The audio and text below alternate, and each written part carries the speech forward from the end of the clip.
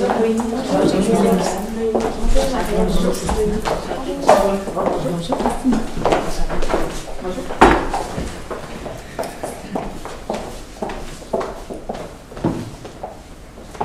bienvenue à la présentation du cadre de gestion des ressources humaines. Je vais vous livrer les instructions de la présentation pour ensuite laisser les juges se présenter. Vous disposez de 20 minutes afin de présenter votre solution au juge.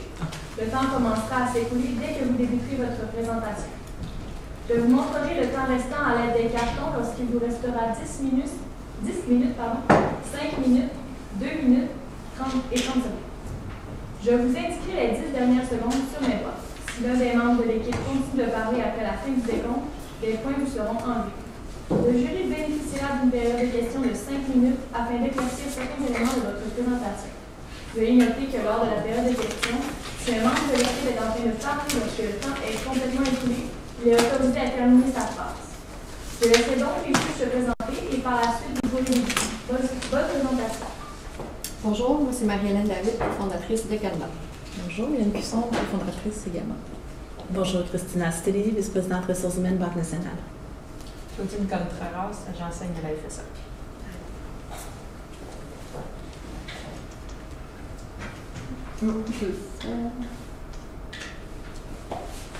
Sur la console. On va pointer sur la console. Parfait. Donc, bonjour. Vous, Marie-Hélène et Mylène, êtes deux femmes de carrière. En fait, vous êtes des entrepreneurs, mais vous avez aussi votre famille. En fait, vous avez deux bébés à gérer dans vos vies, soit votre entreprise que vous avez partie ensemble, mais aussi votre famille. En fait, on a vraiment compris ça en vous parlant avec vous. On a vraiment compris que pour vous, c'était très important, en fait, les valeurs de votre entreprise et la croissance de celle-ci. En fait, c'est vraiment une bonne chose pour vous en ce moment. La croissance de votre entreprise s'accélère de plus en plus. Et ça peut amener quelques ajustements parfois parce que, comme je le disais, votre famille, en fait, est très importante pour vous. Donc, certains ajustements par rapport à ça pour faire en sorte que ça puisse continuer à se concilier de cette façon-là. Aussi, vous nous avez fait part, en fait, que vos clients étaient très importants pour vous. En fait, ils vous demandent une offre personnalisée, en fait, une offre intemporelle et durable. Et c'est ce qu'aujourd'hui, nous, la firme Expert RH, composée de Noémie, Marie-Ève et moi-même, Maude, voulons vous proposer, en fait, une offre intemporelle et durable. Commençons avec l'ordre du jour, en fait. On va commencer par une brève comparaison, en fait, des usines qui s'offrent à vous pour la fabrication de vos sacs. Ensuite, on va y aller avec le volet plus au niveau de la gestion du temps. Vous nous avez fait part, en fait, que présentement, vous aviez quelques défis à ce niveau-là. On vous offre des solutions aujourd'hui pour contrer ça. Par la suite, on va vous proposer finalement un profil d'employé idéal pour vous, pour combler vos besoins actuels. Ensuite, on va parler de tout ce qui est équilibre, conciliation, vie professionnelle et vie familiale, parce que pour vous, c'est très important, comme je le disais précédemment. On va y aller avec un volet plus financier, donc le budget et l'échéancier. Par la suite, le volet éthique et développement durable que vous avez vraiment cerné en fondant votre entreprise. Pour finir, finalement, avec les répercussions que nos solutions vont amener dans votre entreprise. Donc, si on commence avec le premier mandat que vous nous avez soumis, en fait, vous nous avez demandé de vous proposer une analyse des usines qui s'offraient à vous et finalement de choisir la meilleure pour vos besoins actuels, mais aussi futurs, donc en termes de long terme. Donc, voici une brève comparaison, finalement, des usines. On a ressorti les variables qui étaient importantes, les éléments, en fait, qui étaient importants pour vous. Donc, au niveau du délai de livraison, au niveau aussi du prix d'envoi, des frais, aussi pour ce qui est de la communication, de l'emplacement, et aussi ce qui est développement durable. Parce qu'on le sait, vos sacs sont vegan, ce qui répond vraiment à un besoin, à un désir finalement de votre clientèle que vous voulez continuer à répondre. Donc, suite à cette analyse-là, ce qu'on vous propose, c'est de choisir le Mexique. En fait, le Mexique répond aux critères de qualité de votre organisation. Ça permet aussi de répondre au délai de livraison pour pouvoir livrer à temps à vos clients vos sacs. Par la suite, vous avez l'usine usines ont une proximité avec les matériaux, ce qui permet justement de garder vos sacs vegan. Par la suite, le Mexip offre des prix compétitifs, respecte les normes environnementales aussi et de qualité. Toutefois, vous remarquerez, vous le savez, suite au tremblement en septembre, la communication se fait un peu dure. Donc, ça, c'est provisoire, on va se le dire. Ça va se régler éventuellement. Toutefois, présentement, il y a un plus grand défi au niveau de la communication. Donc, on va vous proposer des solutions qui vont permettre de répondre à ça à court terme, mais aussi en termes long terme. Comme deuxième mandat, vous nous avez demandé de trouver des solutions justement pour pallier à la conciliation travail, vie personnelle et professionnelle et également pour permettre de faire une gestion plus efficace de vos processus. Donc, notre première solution pour vous est d'embaucher un travailleur au Mexique. Cette personne va pouvoir vous aider à pallier à tout ce qui est défi, communication et manipulation. En ce moment, vous faites toute votre fabrication de produits en Chine, puis ensuite vous les rapatriez au Québec pour ensuite faire la vérification de qualité et de produits. On vous conseille, avec nos manipulations, de faire tout ça à l'usine au Mexique avec le travailleur mexicain qui serait formé par vous. Pour ce qui est communication, comme Maud vous l'a mentionné, il y a des problèmes au Mexique en ce moment. On vous proposerait, dans le fond, un certain budget pour permettre à cette personne de voyager entre le Mexique et le Québec quand le besoin est nécessaire. Ensuite, comment engager cette personne avec une agence de recrutement? On sait que vous êtes des personnes très occupées professionnellement et personnellement. Donc, avec l'agence de recrutement, vous allez pouvoir démontrer certains critères que vous voulez absolument avoir dans des candidats et justement, ça va vous soulever un pas de vos épaules. Ensuite, bien sûr, il y a les entrevues à voir pour voir si le match pourrait être fait entre justement le candidat et vous et vos valeurs d'entreprise, vu que c'est quelque chose de très important chez vous. La formation au Québec, donc bien sûr, ça serait une formation d'environ 2 semaines pour le travailleur mexicain. Il serait logé nourri étant donné qu'il est résident mexicain, donc il n'est pas nécessairement au Québec. La formation serait une formation justement pour montrer toutes les valeurs de l'entreprise, tout ce qui est astuces, trucs que vous aimeriez inculquer dans une personne et que vous aimeriez inculquer dans une usine à en devenir. Finalement, on demanderait au travailleur de retourner au Mexique justement pour lui, à son tour, propager toutes les bonnes valeurs à ses employés. Bien sûr, vous nous avez parlé de tout ce qui est contrôle des coûts par rapport à la livraison, aux frais de douane et tout ça. Au Mexique, on est chanceux, vous n'avez pas de frais de douane à payer et vous avez un petit contrôle de 10 $ par sac. On vous propose un 50% de ce prix payé par vous et un 50% du prix payé à vos clients. Dans le fond, vos clients, nous ne pensons pas que ça leur dérangerait étant donné qu'ils sont vraiment axés sur la qualité de vos produits. Donc, un petit 5 $ de plus pour un sac qui en vaut vraiment la peine étant donné que c'est un sac vegan, vraiment très durable et tout ça. On pense que vos consommateurs seraient très d'accord avec ça. Ensuite, on avait pensé embaucher en fait un travailleur aussi dans l'usine, dans l'atelier en fait du Québec. En fait, on sait que vous êtes très occupés et justement pour pallier à ça, on avait pensé aussi engager une personne au Québec en plus du Mexique. Le Mexique répondait au contrôle de qualité, tandis qu'au Québec, ça va vraiment venir compléter en fait vos 2 postes que vous occupez en ce moment. Donc, on viendrait prendre une personne en fait qui a étudié en marketing, principalement pour répondre aux 2 emplois en fait que vous possédez présentement. Donc, ça viendrait les compléter et pour en fait recruter cette personne, on a pensé par un cocktail recrutement. Donc, on pense que c'est la meilleure solution en fait pour venir attirer le meilleur candidat. Je vous explique en fait qu'est-ce qu'est le cocktail recrutement, qu'est-ce qu'on pense avec ça.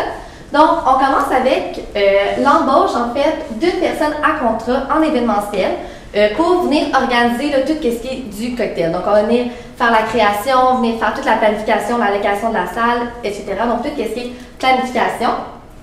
Et ensuite, on va faire les invitations en fait via les réseaux sociaux. Donc, tous ceux qui aiment votre page, par exemple Facebook, ou ceux qui vous suivent sur Instagram. Donc, on pourrait venir vraiment attirer les personnes qui aiment votre marque pour vraiment venir chercher les bons candidats, ceux qui sont en fait passionnés déjà à la base de vos valeurs, donc tout ce qui touche le vegan, tout ce qui vient vraiment vous chercher. Donc, on viendra attirer ces personnes-là. Donc, la deuxième étape, en fait, Non. La deuxième étape, ça serait l'entrevue speed dating. Donc, qu'est-ce qu'on vient de dire par là? C'est premièrement, ça va être des petites entrevues de 5 minutes environ. C'est le principe du speed dating. Donc, ça serait durant l'événement. Les personnes viendraient avec leur CV, habillés corporatifs, viendraient se présenter à vous. Et ça serait comme le coup de foudre. Le meilleur candidat, ça serait vraiment en lui parlant, on voit qu'il a des étoiles dans les yeux, il est passionné, on veut aller chercher cet employé-là qui dégage toutes nos valeurs. Puis en même temps, on le voit directement là, par un contact que, wow, il est parfait. Donc, on pense que, en fait, le cocktail, là, ça serait le meilleur moyen pour trouver là, qui serait le meilleur candidat. Et par la suite, on lui offrirait la formation. Donc, ça serait une formation de 2 semaines, dans le même principe que le travailleur mexicain.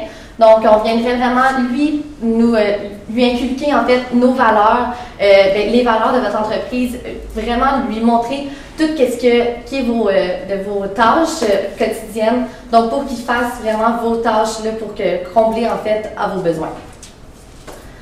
Finalement, le membre de 3, excusez-moi, c'était de suggérer les profils d'employés idéal en fait. Donc, on va venir présenter les 2 profils là, pour les 2 emplois.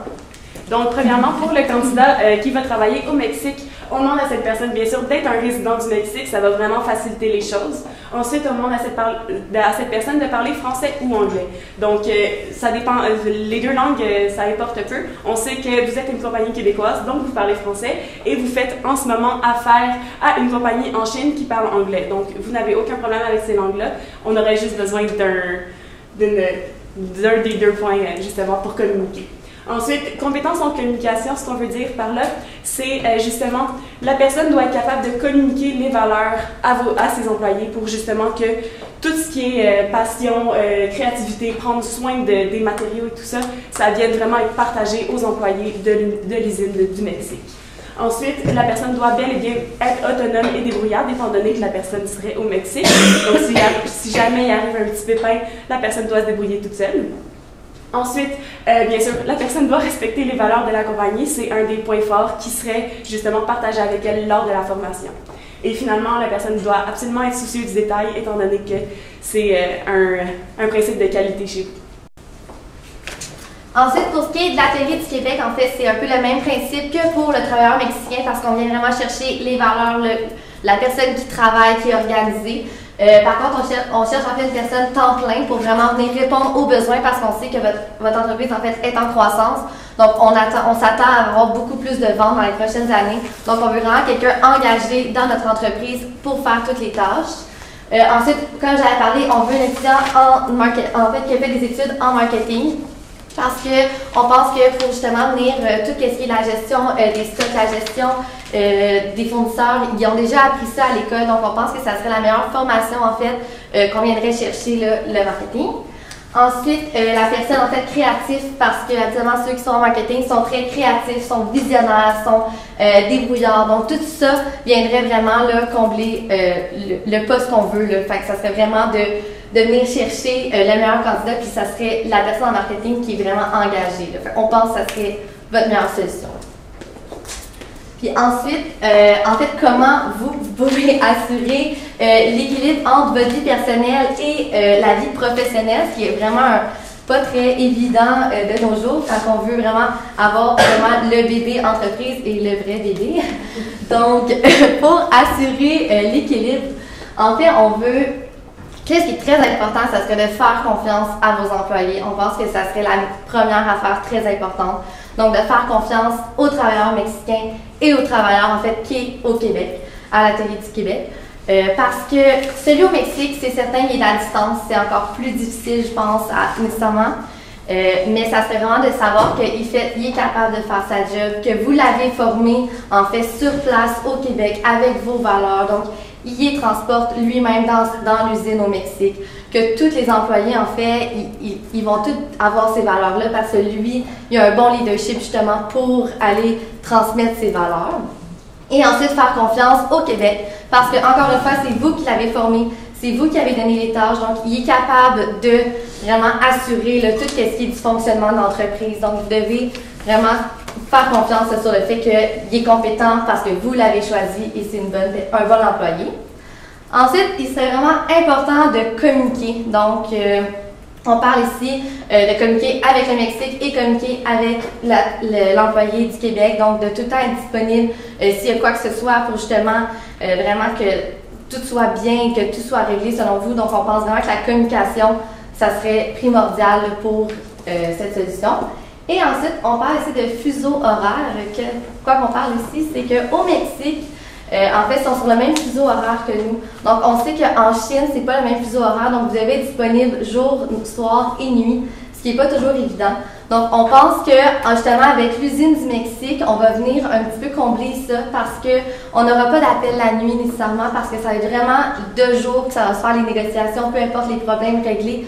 Fait on va déjà oublier une petite partie là, de nuit qui va venir se sauver. Maintenant, le plan d'action, combien ça coûterait? Donc, vous voyez un total investissement de 29 215 $. Donc, comme vous pouvez voir, les parties sont divisées en travailleurs mexicains, le travailleur québécois, le frais de livraison, bien sûr, il y a une zone tampon pour les imprévus et les risques. Donc, pour ce qui est le travailleur mexicain, c'est vraiment tout ce qui a rapport à l'agence de recrutement, par rapport aussi au déplacement que cette personne va devoir faire entre le Québec et le Mexique, et bien sûr les formations que vous allez devoir faire avec lui. On a alloué ces montants-là étant donné que, bien sûr, cette personne doit être logée nourrie pendant les 2 semaines de formation, donc c'est pour ça. Ensuite, pour le travailleur québécois, dans le fond, ça c'est au trimestre 1. Donc, on propose dans le fond que ça soit la solution le plus rapidement possible. Donc, vraiment avec le contrat événementiel, les coûts d'événements et la publicité le plus tôt possible pour ensuite faire une formation après avoir trouvé la personne en marketing. Bien sûr, comme vous pouvez remarquer, le travailleur mexicain est disponible. En fait, les coûts sont annoncés seulement au trimestre 3 et 4, qui sont, dans le fond, la demi-dernière année, de cet échéancier. Dans le fond, ça, c'est pour vous permettre de faire l'acquisition d'une bonne usine au Mexique.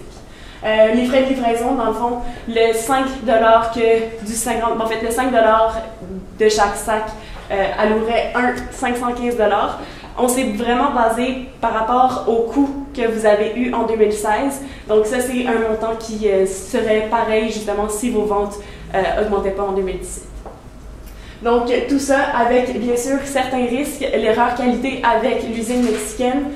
C'est sûr, au début, peut-être que les personnes vont faire des petites erreurs par rapport au sac ou quelque chose comme ça. Il y a toujours un certain coût à allouer à ça. Et bien sûr, l'erreur ressources humaines par rapport à l'agence et à l'agence. Passons maintenant au volet éthique et développement durable. En fait, vous l'avez très bien compris, ça d'ailleurs, ça se retrouve dans vos valeurs d'entreprise que vous voulez inculquer à vos futurs employés, en fait, quotidiennement, et aussi les faire connaître auprès de vos clients. On tient juste toutefois à vous faire quelques petits rappels.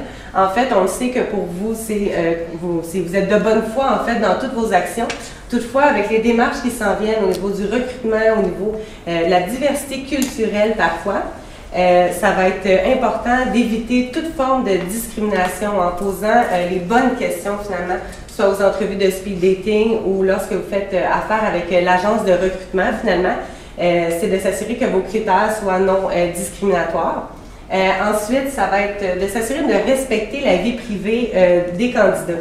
Ce que je veux dire par là, en fait, c'est que la vie privée de chacun, il y a une limite à ça.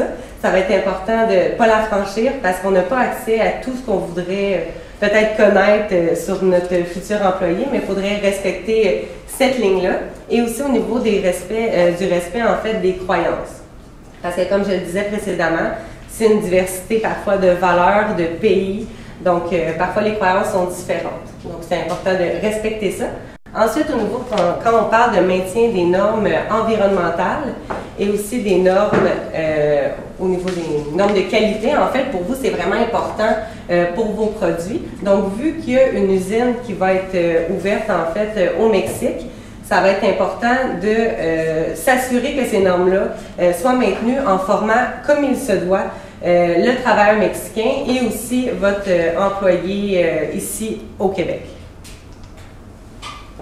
Maintenant, Ce qu'on vous a proposé, en fait, les répercussions de tout ça avec le choix du Mexique et avec l'embauche au Québec, ça va vraiment vous permettre d'alléger finalement vos journées, d'alléger vos tâches, puisque vous voulez concilier davantage votre vie familiale et aussi votre vie professionnelle. Donc, ce qu'on vous offre vous permet vraiment d'alléger ce temps-là et de donner du temps aux choses importantes pour vous. Ensuite, avec le Mexique, en fait, tout le plan qu'on vous a proposé permet de garder vos valeurs intactes, permet finalement d'implanter vos valeurs dans votre future usine. Aussi, ça va permettre, avec l'embauche de la personne en marketing, finalement, ça va permettre de développer votre marque, de faire valoir vos valeurs, finalement, auprès de votre clientèle, mais aussi de vos futurs clients. Ce qu'on vous a proposé aussi, c'est vraiment à titre stratégique. En fait, c'est une vision à long terme. Vous nous l'avez dit, vous nous avez fait part que oui, présentement, vous avez certains besoins, toutefois, vous vouliez des solutions qui sont durable finalement. Donc, c'est la proposition qu'on vous fait aujourd'hui, donc la meilleure solution pour votre entreprise que vous chérissez tant. On est maintenant prêt à répondre à vos questions. Merci. Quand vous dites, j'aime bien votre modèle, là, quand vous dites de faire confiance là, aux gens, aux employés au Mexique, la confiance, c'est quelque chose qui est quand même importante, c'est à distance, vous dites on forme le directeur. Comment on va faire pour s'assurer qu'on a vraiment cette qualité qui est constante-là, qui est une marque et qui est la forme même de leur marque de commerce? Ça va être quoi nos indicateurs qui vont nous permettre de créer cette confiance-là avec eux? Mais je vous dirais que tout d'abord, c'est sûr que communiquer avec lui. On ne l'a pas mentionné précédemment, mais si, par exemple, il y a des imprévus qui arrivent, notre budget comptait des déplacements une fois par mois au Québec. S'il arrive des imprévus, toutefois, pour mesurer tout ce qui est de la performance, il y a des rapports qui pourraient être faits avec les indicateurs au niveau du taux de rejet, au niveau du taux de roulement aussi, au niveau des retards, puis des pertes finalement occasionnées par la production. Donc, ça serait tous des indicateurs pour vous. Je trouve ça intéressant ce que vous me dites, par contre, dans un contexte où, une fois qu'on regarde les rejets, il est tard dans la chaîne, hein, la qualité est déjà brisée, ça crée des retards. Qu'est-ce qu'on pourrait avoir comme indicateur qui nous permettrait en amont de s'assurer de la qualité? Pour ce qui est tout d'abord des compétences, en fait, au niveau de la formation, c'est pas juste d'évaluer si la personne, par exemple, elle aurait aimé la formation, c'est de savoir si le transfert s'est fait comme il se doit. Okay. Donc, je commencerai par regarder ça au niveau des apprentissages et des compétences des gens qui produisent vos sacs. Dites-moi donc, vous faites quoi avec l'usine en Chine? L'usine en Chine resterait. En fait, le Mexique serait une de plus. Justement, vous nous avez fait part que d'avoir qu'une seule usine, ça peut amener... c'est plus risqué, en fait, s'il arrive des pépins ou quoi que ce soit. Donc, l'usine en Chine resterait... Le shipping, dans ce cas-là, c'est qui le fait? À court terme? Oui, dans le fond, l'usine du Mexique, c'est ce qui se produit au Mexique, c'est l'usine qui ferait finalement les dernières étapes de contrôle de la qualité, comme on a mentionné, et c'est eux qui l'enverraient au Québec. Mais pour enchérir, les sacs partent de la Chine, vont au Mexique, puis du Mexique sont shippés au Québec? Non, ce qui est fait en Chine, en fait, irait au Québec. Et shippé directement au consommateur final? Ça serait directement au consommateur final. Dans le fond, on ne l'a pas mentionné, là, mais tout ce qui est contrôle de la qualité, on veut vraiment tout vous l'enlever. On a oublié de mentionner pour ce qui est de la Chine, mais c'est vraiment toute cette étape-là de le rapatrier. Dans votre budget, pouvez-vous mettre le budget, s'il vous plaît? Il est où le payroll? La masse salariale est de 83 200 $ d'augmentation avec les 2 embauches. Donc, ce que vous dites, c'est que le travailleur mexicain est sur un payroll québécois, oui, puis il est contrôlé au Mexique, donc il n'appartient pas à l'usine. C'est notre idée, dans le fond, étant donné qu'il est formé au Québec par une entreprise québécoise et qu'il travaille vraiment directement avec mesdames ici, c'est vraiment un travailleur qui réside au Mexique, mais qui est sur un payroll québécois. Donc, oui, c'est exactement ça. Okay. Dans ce contexte-là, gérer des travailleurs à l'étranger, vous ne pensez pas que ça engendre des coûts supplémentaires? Ça a été mis dans la zone. On a une zone, en fait, tampon pour ce qui est en fait des risques qui pourraient arriver justement, comme les nouveaux employés, le fait de, vous avez des standards de qualité quand même élevés. Donc, ça va être justement avec ça qu'on va prévoir une certaine marge de coût avec ça. Okay. Techniquement, dans le budget, j'en déduis qu'on a présentement 10 000 $ de dépenses pour le travailleur mexicain et le travailleur québécois, puis ils n'ont encore rien fait. Ça nous coûte 10 000 $ en partant, puis il ne s'est encore rien passé. Ouais, Vous ne pensez pas qu'on aurait été mieux avec un consultant? On croit que le besoin finalement de l'entreprise, c'est vraiment à long terme. Donc d'avoir quelqu'un, un consultant aussi n'est pas peut-être introduit ou n'a pas vraiment les valeurs de l'entreprise comme un employé l'aurait. C'est quelqu'un qui arrive et qui partira. Après, souvent les consultants, ils n'ont pas aussi l'occasion de voir toute la progression, la réalisation des mandats aussi, ils ne font pas partie intégrante de l'entreprise. Donc, nous, on considérait vraiment qu'un employé permanent, temps plein, c'est ce qui répondait le plus à vos défis actuellement. L'employé permanent temps plein, c'est quoi la proportion des tâches techniques par rapport au marketing? Parce que si vous embauchez un finissant en marketing, puis vous lui faites faire des boîtes pendant 40 heures semaine, là, le taux de roulement va être élevé.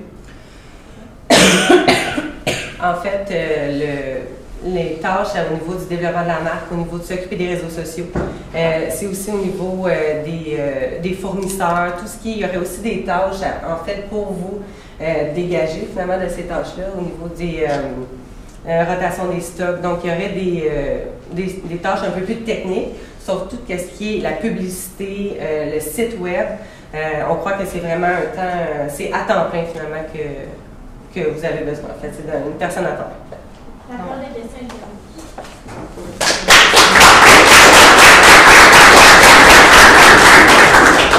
Merci. Merci.